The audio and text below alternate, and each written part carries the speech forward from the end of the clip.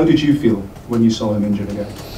Sad, because it's a player. Jack is a great football player, a great football brain, and yes, his career has been stopped by many injuries. And you know, today at the top level, the most important thing is the consistency of the presence. When the player has been out for a while, the game is of such an intensity, but it takes you always a while to find the rhythm, the confidence back, and a great career doesn't suffer stop and go. You know, it's you have to be consistently present. When you look at all the players who are at the top level of the world, like Ronaldo, all these guys, they play 50 games per year or 60 games per year. They have a luck not to be stopped by injuries, and so you're always sad when a guy of that quality is stopped by problems.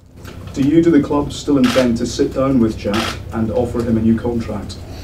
Yeah, that's something different. And I think this injury has nothing to do with the extension of Jack's contract.